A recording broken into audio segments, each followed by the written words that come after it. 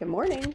Hope everybody's doing well. You guys did a great job getting back to me yesterday, so very well done. We'll have another response today. Don't let me forget. All right. We're starting with scene 7, page 181.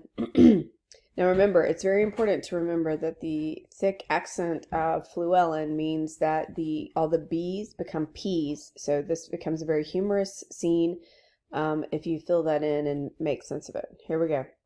Kill the poise and the luggage. Poise being boys. 'Tis expressly against the law of arms. 'Tis his errand a piece of knavery, mark you now, as can be offered in your conscience now, is it not?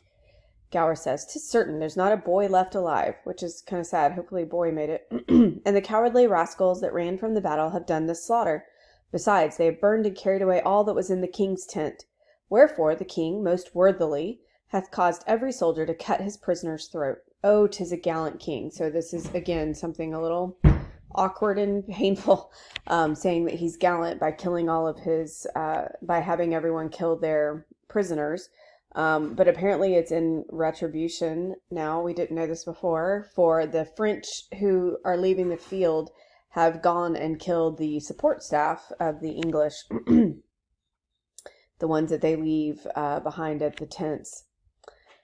Fluellen says, Aye, he was born at Monmouth, Captain Gower. What call you the town's name where Alexander the Pig was born? So it sounds like Alexander the Pig, but remember, it's Alexander the Big. And so Gower says, Alexander the Great.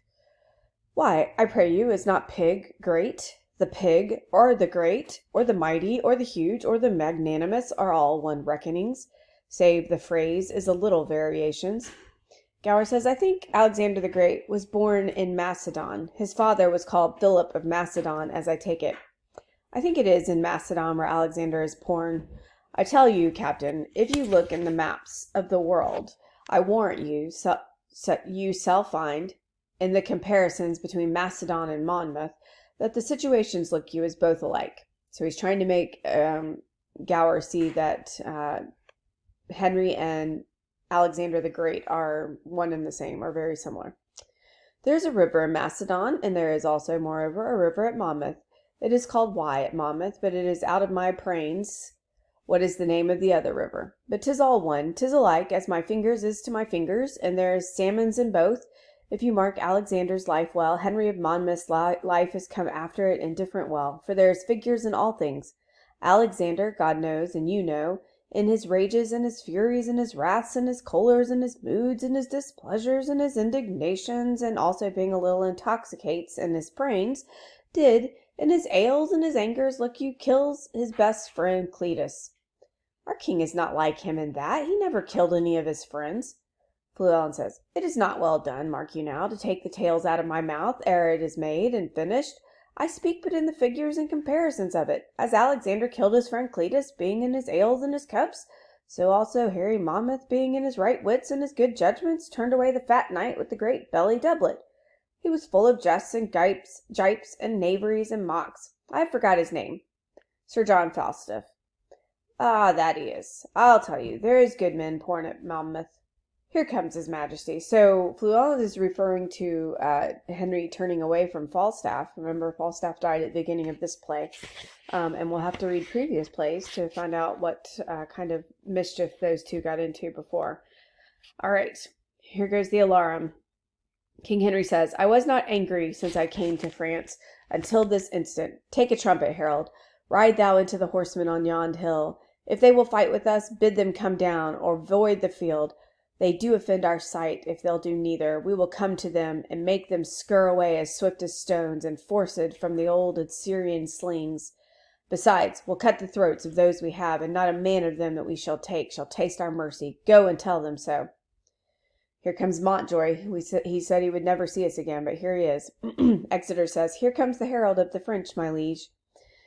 His eyes are humbler than they used to be, Gloucester says. Henry says, How now? What means this herald? Knowst thou not that I have fined these bones of mine for ransom? Comest thou again for ransom? Montjoy says, No, great king. I come to thee for charitable license, that we may wander o'er this bloody field to book our dead, and then to bury them, to sort our nobles from our common men. For many of our princes, woe the while, lie drowned and soaked in mercenary blood. So do our vulgar drench their peasant limbs in blood of prince, and the wounded steeds fretlock deep in gore, and with wild rage yerk out of their armed heels at their dead masters, killing them twice. Oh, give us leave, great king, to view the field in safety and dispose of their dead bodies. Henry says, I tell thee truly, Harold, I know not if the day is ours or no, for yet a many of your horsemen peer and gallop over the field. Montjoy says, the day is yours. That means you've won the battle. Henry says, praised be God, and not our strength for it. What is this castle called that stands hard by? They call it Agincourt. Then we call this the field of Agincourt, fought on the day of Crispin Crispianus. Llewellyn says, your grandfather of famous memory, and it pleased your majesty, and your great uncle Edward, the Black Prince of Wales, remember Black Prince of Wales, as I have read in the chronicles, fought a most brave battle here in France. They did, Llewellyn.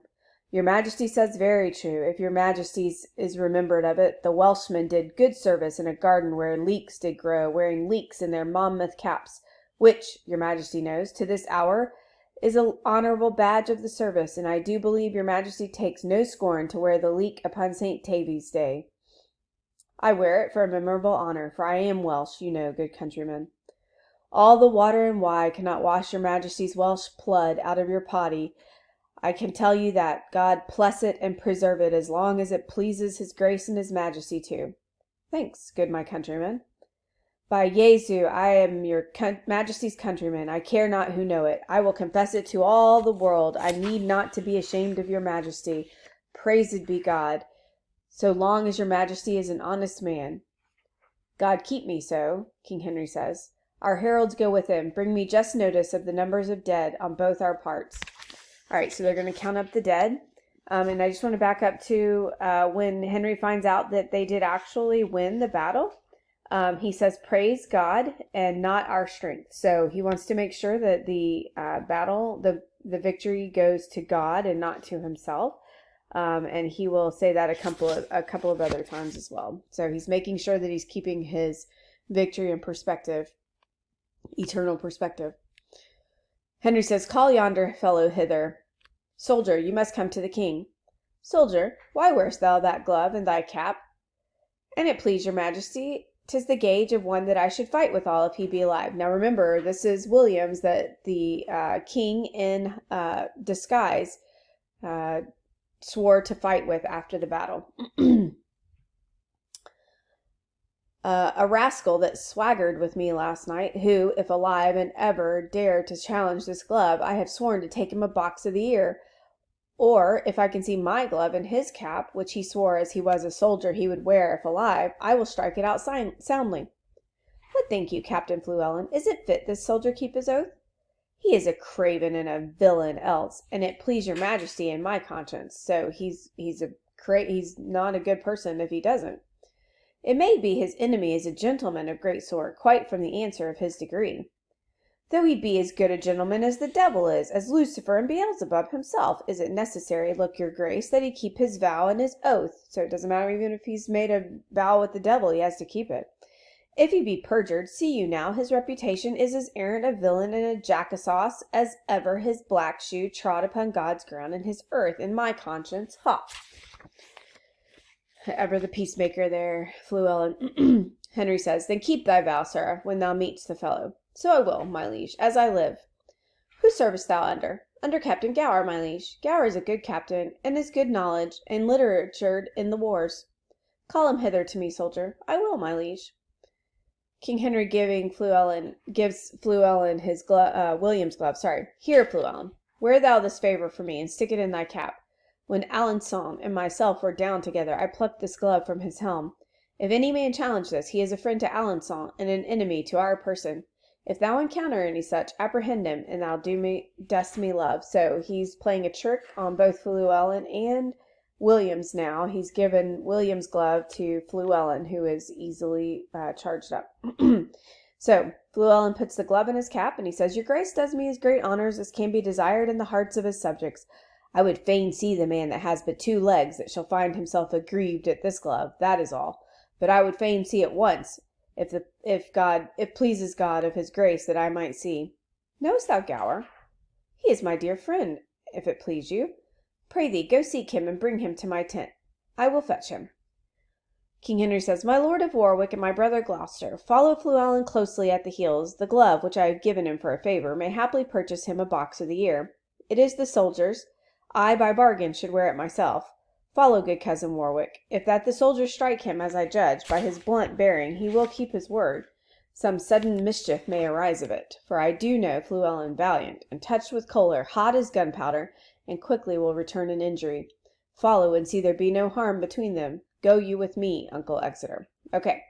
So, oh, good. Lots of time. All right. Well, let me wrap this up really quickly. So he knows that he's set off a potential time bomb here with Fluellen because, as he says, Fluellen is touched with choler, that's anger, and hot as gunpowder, so he's easily set off. And so he set up this mock fight between Fluellen and Williams. Now, it might seem a little underhanded or ignoble, so lacking nobility, that Henry would, instead of taking the challenge himself, he would put this on Fluellen. But he's actually doing this to protect Williams, because if Williams had challenged the king, then Williams could potentially be put to death. So Henry he never intended to fight with Williams because he knew that would not be any good for Williams. And Williams would not have challenged him had he known he was the king. So the king actually got Williams in trouble by being in disguise, and he doesn't want that to bring any kind of lasting damage onto Williams' head. So that is why he has kind of set up this little joke between Fluellen and Williams. Okay, we're all done. It's a little early today. I'm sorry. Who do you think that Williams is going to actually get in a fight with Fluellen, or do you think that Gower and Warwick and Gloucester will be able to stop them before it happens? All right, I will see you guys tomorrow. Have a great day.